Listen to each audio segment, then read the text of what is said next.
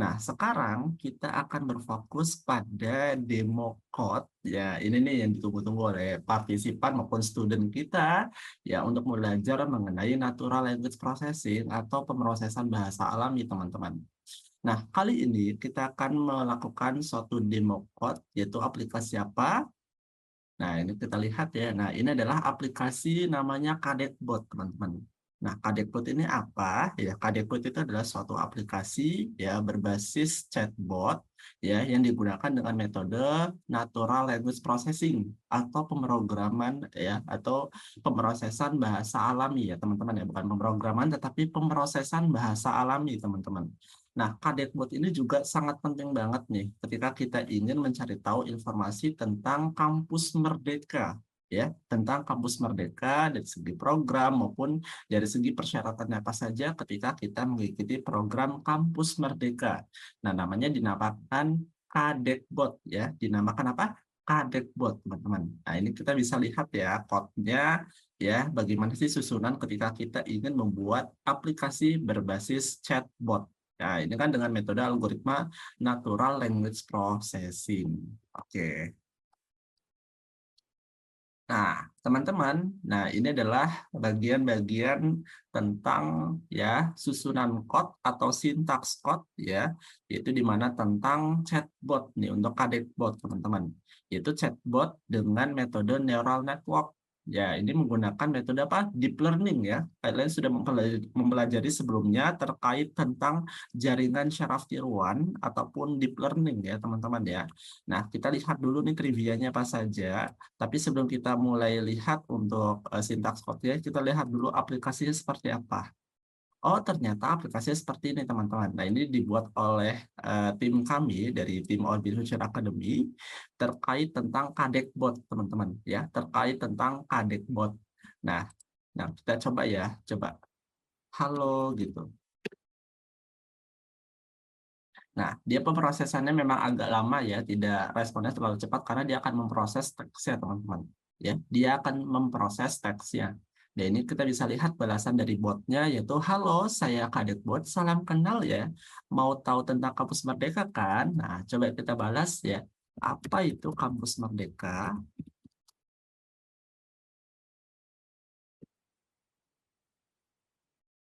Nah, dia dibalas nih. Nah, ini bot yang membalas namanya Kadek Bot ini, yaitu adalah Kampus Merdeka merupakan kebijakan Menteri Pendidikan dan Kebudayaan, yaitu Pak Nadiem Makarim, yang membebaskan mahasiswa untuk mengikuti kegiatan di luar program studinya selama 1 semester atau setara 20 SKS dan yang paling lama 2 semester atau setara 40 SKS, teman-teman.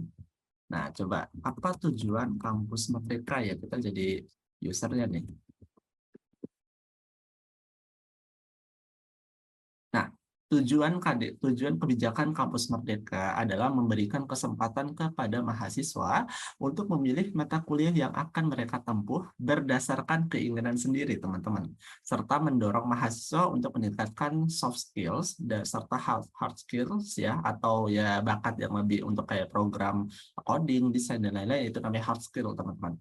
Nah, agar siap bersaing di dalam dunia global. Nah, itu seperti itu. Itu namanya aplikasi Kadekbot. Nah, ini sederhana ya banget ya, teman-teman. Dari segi user interface-nya ya. Dan ini dibuat dari apa? Yaitu dari Python, teman-teman. Dan menggunakan development-nya ataupun deployment-nya itu pakai Heroku, teman-teman. Nah, ini adalah web laser ya, ataupun untuk melihat pakai sistem apa saja yang dipakai. Namanya web laser. Kalau ketika kita ingin mencari tahu situs apa saja dari segi bahasa pemrograman, form, server, maupun untuk deployment-nya. Seperti itu. Nah, ini namanya Kadekbot, yaitu aplikasi chatbot untuk sistem rekomendasi Kampus Merdeka, teman-teman. Nah, ini menggunakan Streamlit juga, ya, ataupun Flash, teman-teman. Tapi ini lebih ke Flash, teman-teman, ya, yang nanti kalian akan pelajari, yaitu tentang web framework, ya, yang digunakan dalam bahasa pemrograman Python sebagai backend website-nya, ya, seperti itu. Nah, kalau kita sudah mengetahui aplikasi dari Kadekbot, yaitu aplikasi chatbot berbasis natural language processing, ya ini adalah backend ya, teman-teman. Yaitu dengan cara apa? Yaitu kita menggunakan chatbot dengan neural network atau jaringan syaraf tiruan. Nah, chatbot itu apa? Chatbot merupakan bagian dari natural language processing yang digunakan untuk percakapan dengan pengguna melalui teks dan ucapan. Nah, pada praktik hari ini kita akan membuat suatu chat otomatis ya atau chatbot tentang program Kamus Merdeka dari Kementerian Pendidikan Kebudayaan Riset dan Teknologi atau Kemendikbudristek. Nah, ini adalah flowchart teman-teman ya atau diagram alur mengenai cara pemrosesan untuk membuat chatbot.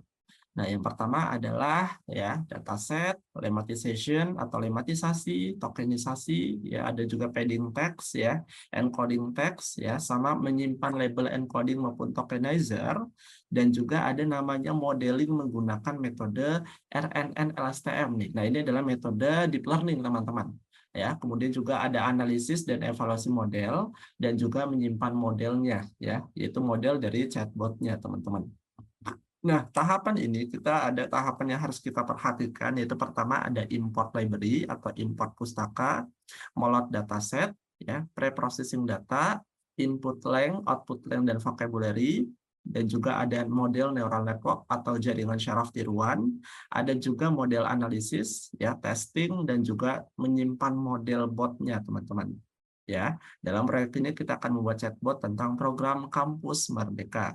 Nah, ini adalah sumber code yang kami ambil. Nah, ini adalah tentang chatbot, yaitu namanya Going Merry, terkait tentang perekrutan tentang One Piece, teman-teman. Ya, perekrutan One Piece. Nah, ini adalah cara-cara blognya, bisa kalian lihat yang di sini sangat mendetail ya terkait tentang load datanya, preprocessing datanya, maupun dari segi modeling untuk botnya, teman-teman. Nah, tapi kali ini kita berfokus ke sini, teman-teman ya, di Kadekbot, yaitu untuk chatbot dengan metode neural network atau jaringan syaraf tiruan. Nah, setelah kita mengetahui apa saja yang harus kita butuhkan maupun kita lihat dari segi alurnya, maka hal pertama yang kita lakukan adalah meload suatu penyimpanan drive kita, teman-teman. Caranya seperti apa? Yaitu load Google Drive, yaitu di mana kita nge-mounting dari Google Drive kita di sini, teman-teman. Ya, bisa kalian klik di sini, ya, bisa kalian klik di sini atau kalian running dengan program seperti ini, yaitu from google.colab import drive, ya, drive.mon ya, parent hashes ya, Anda petik, nah itu adalah /content/drive. Nah, berarti kita ingin nge-mounting suatu penyimpanan kita di cloud, itu namanya Google Drive ya. Kita running. Nah, setelah kita running, ini ada notifikasi yaitu permit this notebook to access your Google Drive files. Yang berarti itu kita minta izin dulu notebook ini untuk mengakses Google Drive kita, teman-teman. Ya. Nah, kita pilih Notepangs atau connect to Google Drive. Pastinya kita connect to Google Drive dong, teman-teman ya. Bukan Notepangs. Kalau Notepangs berarti kita nggak jadi, tapi kalau connect berarti kita mengizinkan ya ke Google Drive kita. Nah, kalau sudah teman-teman, pilih akun kita yang sudah masuk dengan Google Drive kita, yaitu akun Gmail kita. Jangan lupa teman-teman, akun Gmail itu selalu terhubung yang namanya platform bagian-bagian dari aplikasi Google, ya, mau itu Google Drive, YouTube, ya, ataupun Classroom dan lain-lain. Nah, kita langsung pilih klik akun kita di sini. Nah, kalau sudah di sini ada notifikasi ini akan mengizinkan ya, jadi melihat mengedit, melihat foto video maupun apa. Nah, ini karena dia membuat izin ya untuk mengakses di Google Drive kita. Maka kita pilih izinkan.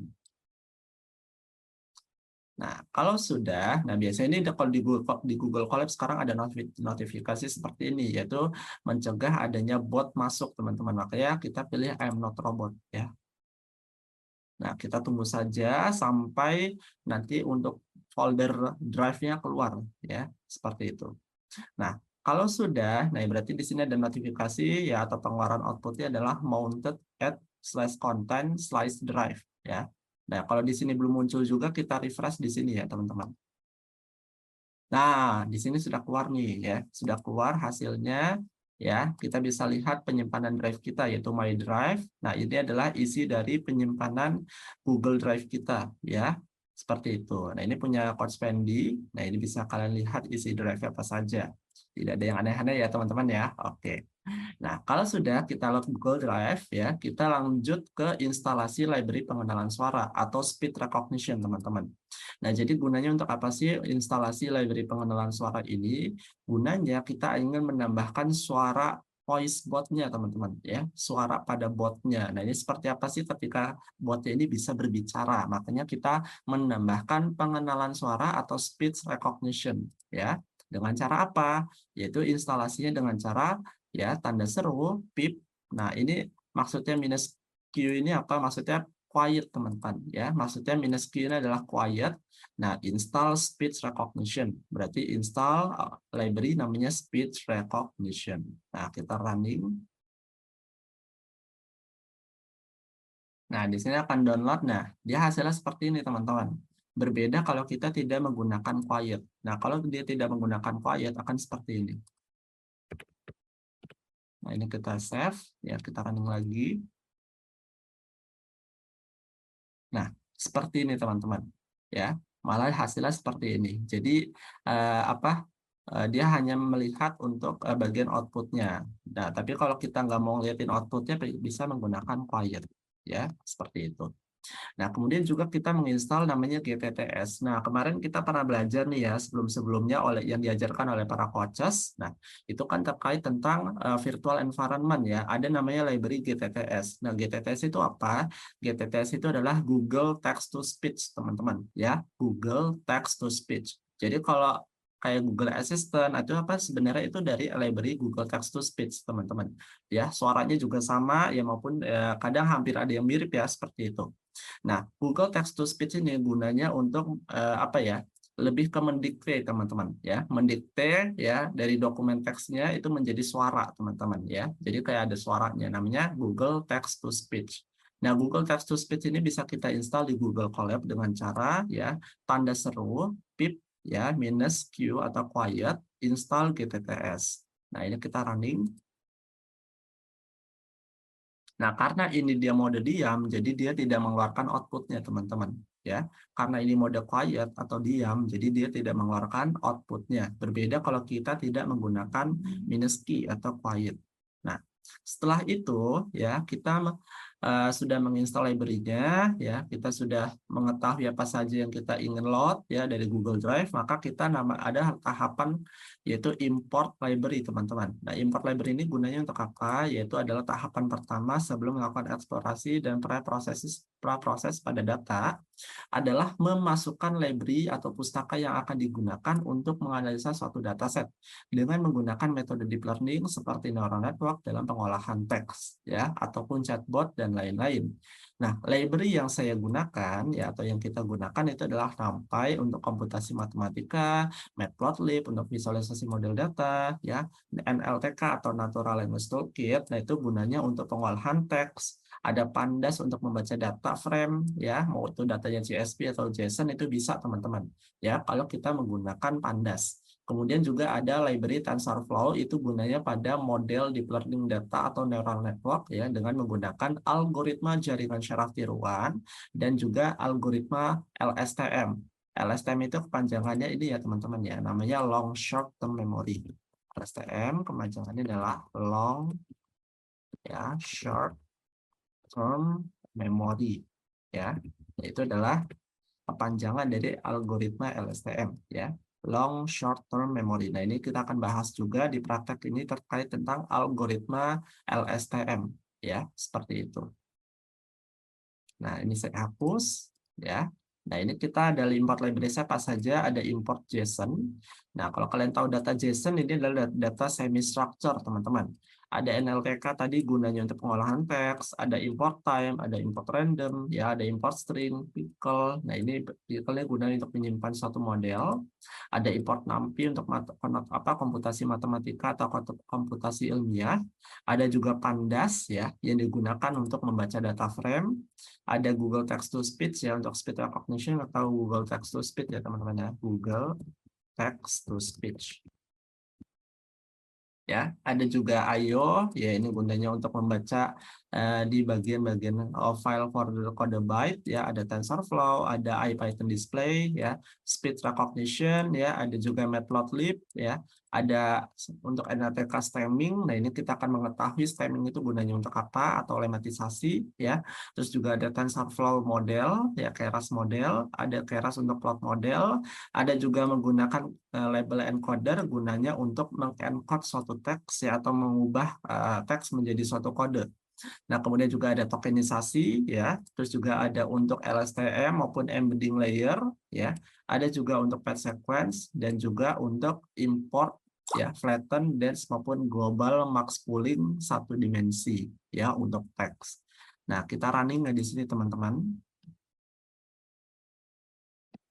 Nah, kalau sudah kita running ya, di sini kita juga download menggunakan Natural Language Toolkit package, teman-teman. Jadi kita download dulu Natural Language Toolkit kita. Setelah kita import library-nya, maka kita download juga package yang kita perlukan untuk NLTK. Apa saja? Ada namanya Pang, Warnet ya. Ada juga OM-nya ya 1,4 gitu. Nah, Pang ini gunanya untuk punktuasi. Nah, WordNet itu untuk menggunakan words ya teman-teman ya. Kalau OM ini lebih ke bagian-bagian package di NLTK. Nah, kita running. Nah, kalau sudah, nah ini berarti kita sudah mendownload dan sudah mengunzip ya datanya teman-teman. Ya, sudah mengunzip datanya ya, dan juga package-nya teman-teman. Nah, kalau sudah kita download package-nya dari NLTK sama import library, maka selanjutnya kita akan meload suatu dataset, yaitu dengan dataset apa? Yaitu JSON ya, tadi yang sudah saya jelaskan. Nah, ini ada penjelasannya nih. Setelah import library, tahapan selanjutnya adalah meload suatu dataset yang telah disediakan. Ya, dataset yang digunakan berupa format .json yang sangat cocok untuk membuat model chatbot. Nah, data JSON itu merupakan data yang termasuk dalam semi-structure, teman-teman. Yang dimana data ini menampung beberapa bagian data seperti tag, pattern, konteks, dan respons.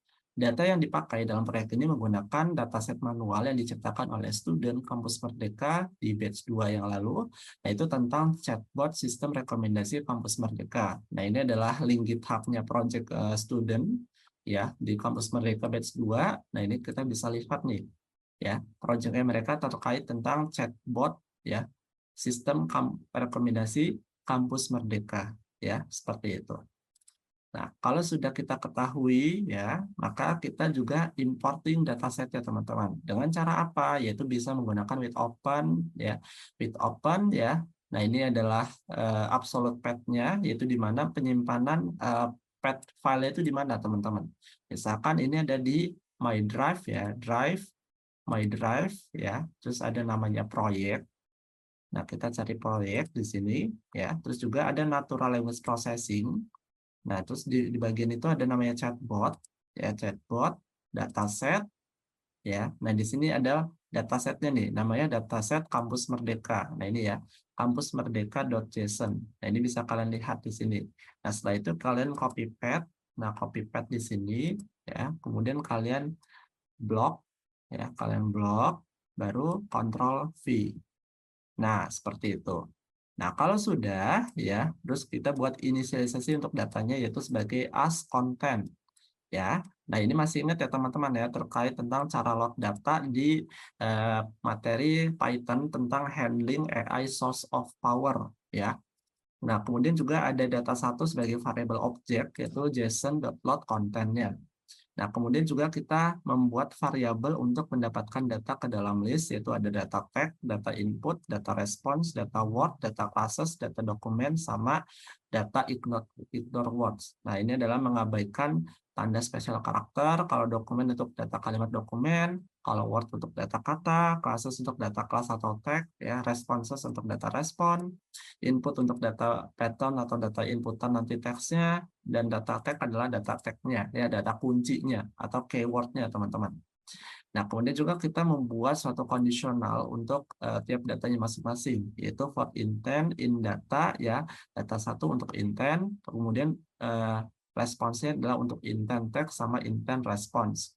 Kemudian juga untuk pattern, ya, terus juga kita gabungkan tag append, intent tag, ya, sama juga kondisional untuk pattern-nya di dalam suatu kondisi yaitu di mana ada data pattern, teman-teman, ya, data pattern. Nah, kemudian juga kita menggunakan LTK Word Tokenized Pattern, ya, word.extend w, ya, document.append w, intent tag. Nah, kemudian kita buat if statement, yaitu if intent, ya, tag not in classes, ya. Nah, maka classes itu akan digabungkan atau ditambahkan yaitu sebagai intent tag-nya.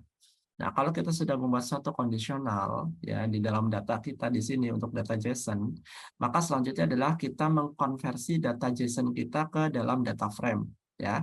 Data frame itu apa? Data frame itu adalah data tabular, ya, yang dimana bentuknya adalah 2 dimensi, ya. Jadi kalau data frame itu bentuknya 2 dimensi, tapi kalau 1 dimensi itu namanya data series, teman-teman. Nah, data frame itu terdapat baris dan kolom, ya, baris dan kolom, teman-teman. Jadi istilahnya ini adalah kolom. Nah, ini adalah barisnya, ya. Jadi misalkan ini ada 3 kolom, berarti baris-barisnya di sini. Nah, ini adalah baris. Nah, ini adalah kolomnya, teman-teman. Jadi ini baris, ini baris, ini kolom, ya. Ingat-ingat, ya. Baris itu di bagian sini, kolom di bagian bawah. Nah, itu bentuknya vertikal kalau untuk baris, tapi kalau untuk kolom bentuknya horizontal. Nah, itu adalah data frame, teman-teman, ya. Kalau kita tahu, kalau kita buat di Excel, spreadsheet, nah itu kan kita buat data, ya, data frame, teman-teman. Nah, kemudian kalau kita sudah melot dengan data JSON, ya, konversi data JSON ke dalam data frame, itu kita buat variable objeknya adalah data. Nah, menggunakan library pandas tadi yang kita import itu pd.dataframe, ya. Jadi kita mengubah data JSON kita menjadi data frame, yaitu pd.dataframe. Itu apa saja yang kita masukkan dari data pattern sama data tag, ya, data pattern sama data tag. Nah, data pattern ini sebagai data inputan, untuk tag-nya adalah kata kunci atau keyword-nya. Nah, kemudian kalau sudah, kita melanjutkan ke bagian variable objeknya itu data.head 5. Maksudnya apa? Yaitu mencetak data baris pertama sampai baris kelima, ya. Parameternya adalah 5, teman-teman.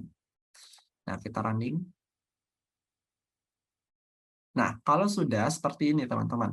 Nah, di dalam data frame pandas, ya, itu kalau di dalam logika manusia kan kita hitung awal dari 1, ya. Tetapi kalau dalam komputer itu dihitungnya dari 0, teman-teman. Karena apa? Indeks komputer itu membaca awalnya dari 0. Makanya di sini ya kebaca 0 sampai 4.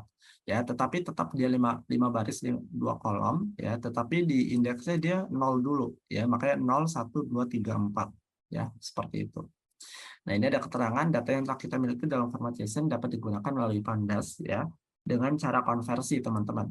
Ya, data JSON yang saya miliki itu didapat dengan cara manual dengan mengambil beberapa referensi website tentang program Kampus Merdeka. Nah, kalau sudah kita membaca datanya dan meload datanya, ya, dan mengubah data JSON ke dalam data frame,